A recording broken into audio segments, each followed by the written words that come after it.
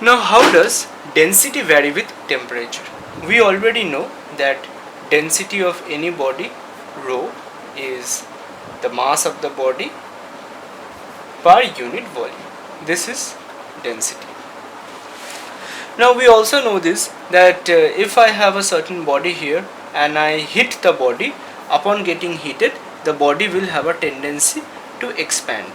So whenever bodies are heated, there is a tendency to expand, and gases expand the more, whereas liquids expand comparatively less and solids expand the least.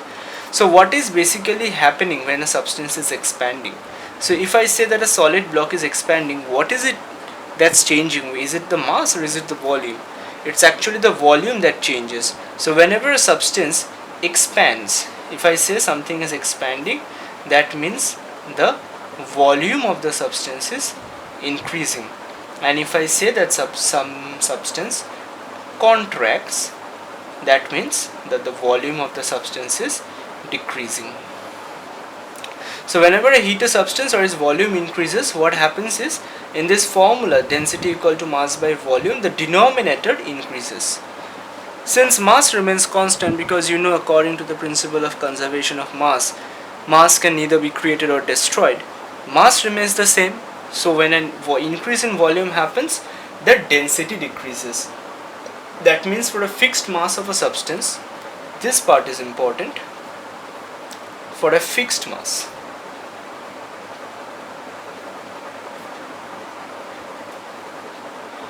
for a fixed mass of a substance, if there is an increase in the volume, there will be a decrease in the density, and conversely, if there is a decrease in the volume, there will be an increase in the density. So volume and density are inversely related for a substance, provided it has got a fixed mass. When volume increases, density decreases, and when volume decreases, density increases. That brings us to the next topic, and this is the concept of convection currents. We were already dealing with convection currents when we were studying matter the other day. So what is this convection currents? There is an example, an experiment that you had already studied about in class 7. So suppose you take a support like this, on which you place a flask. Inside that flask you put water, and then you hit the water from below using a Bunsen burner. So you use a Bunsen burner, using which you hit this water. And if you put a crystal of KMnO4, that's potassium permanganate, near the bottom of the flask, you should find the violet or purple colors of KMnO4 circulating like this. So there will be some circular patterns observed, violet or purple in color. But it doesn't mean that this kind of circular patterns happen only when you put KMnO4. Even in the absence of KMnO4, the simple water molecules also follow these patterns. But since water has got no specific color, it's not visible to our eye. So these currents are called the convection currents. So what are convection currents? So this is the column of the fluid, this is the lower portion of the fluid, this is the upper portion. So when heat is provided from below to the lower portion, what happens is the liquid in this lower portion, it gets heated. Whenever something gets heated, as you did just now, it becomes less dense, because I am heating something means I am increasing its volume, so its density is decreasing. And substance with a lower density have a tendency to move up. They always have a tendency to move up. It is one of the laws of nature. But if this less dense water here moves up, what will happen to the space that they leave behind? It cannot remain a vacuum. So the more dense water, the comparatively more dense water from the top will come below to take its place. And this will continue as long as the substance is heated and the entire fluid here does not reach one constant equilibrium temperature. So unless that constant equilibrium temperature is being attained, this kind of a circle or a circulation will continue, where the less dense and lighter fluid from the lower portion will rise to the top, and the more dense and heavier fluid from the upper portion will come down to the bottom.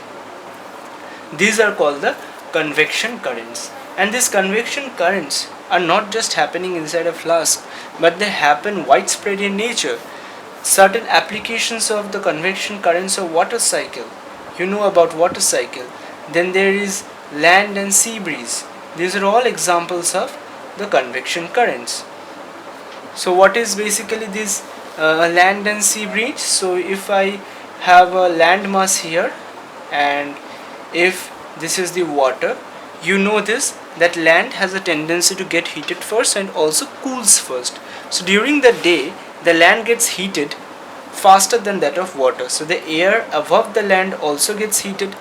This air rises upwards because it gets heated, it has become less dense. But the air above water is comparatively cooler, so it rushes in to take this place because a partial vacuum has been created here. So during daytime, what happens? The wind blows from the sea to the land. This is called the sea breeze.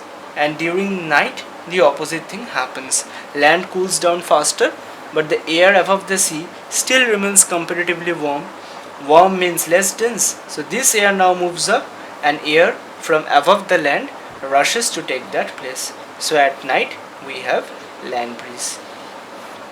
These are actually convection currents that keep on happening in nature all the time. That brings us to the last topic of this chapter, which is comparison of the densities of various substances in the three states of matter. It's a common intuition, you know, that density of any substance when it is in solid state will be greater than density of the same substance when it is in liquid state, which will be even greater than the gaseous state. And what's the reason behind this? You have already studied kinetic theory, so you know it, that in the solid state, the molecules, they are close apart to each other. The molecules are very close. As a result, they have a strong intermolecular force of attraction and very small intermolecular space. Because of this, in per unit volume, the number of molecules is high. So they have a very high density. They are densely packed. And in gases, the intermolecular forces are negligible, and the intermolecular spaces, well, it's maximum.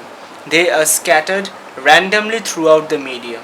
So gases have got the lowest density, and liquids, as always, are intermediate. Their forces of attraction are greater than that in gas but smaller than that in liquids, whereas the intermolecular spaces are smaller than that in gas but greater than that in liquids. As a result, they have an intermediate density.